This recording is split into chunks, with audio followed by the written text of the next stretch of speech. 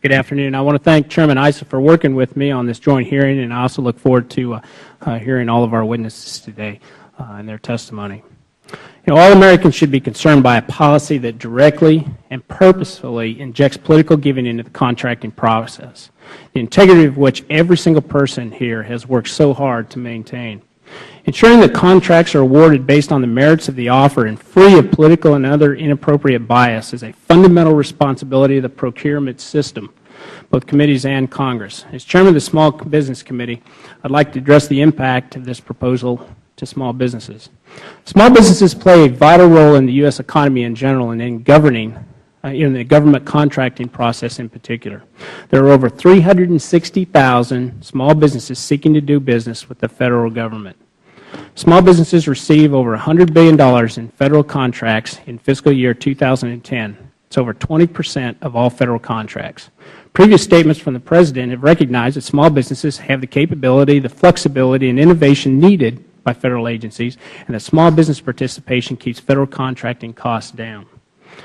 Why then has he not publicly rejected an executive order that will force small businesses out of this market where they are clearly needed?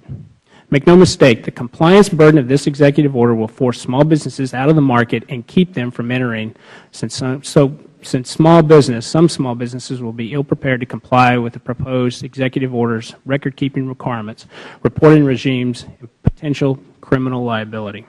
Small businesses already bear a disproportionate share of the regulatory burdens. Businesses with fewer than 20 employees annually spend 45% more per employee than larger firms to comply with the Federal regulations.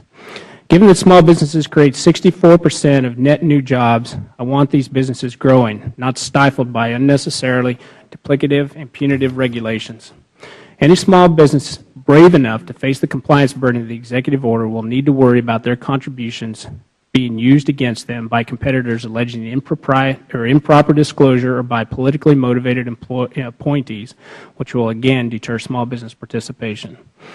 Contracting officers under pressure from political appointees may choose not to award any contract to small businesses who may have been unable to donate to a political entity, but who nonetheless may be the appropriate winner. Even if this hypothetical never materialized, the fear of improper scheming will remain and have a chilling effect on small businesses and their willingness to compete in the Federal marketplace. The Obama administration is already failing to meet the congressionally mandated small business goals. The President should be focused on bringing small businesses into the Federal marketplace. Instead, this proposed executive order will drive small businesses away. While this would be harmful at any time, it is especially ill-conceived now when our economy needs vibrant small business participation at every level. And I hope this hearing is going to convince the President to disavow this proposal. To the way I see it, this is a very simple argument and has already been pointed out. After the fact, after the contract has been awarded, anybody can find out which small businesses gave to who, and that process is completely open. But doing this ahead of the fact, doing this ahead of the contract award, and having that information out there can serve no other purpose than to be politically motivated or politically charged or preventing somebody from getting a contract just based on who they're giving to and why they're giving. I think it's a very simple argument. Again, I want to thank all of our witnesses for their participation in the Government Oversight Reform Committee for hosting the hearing.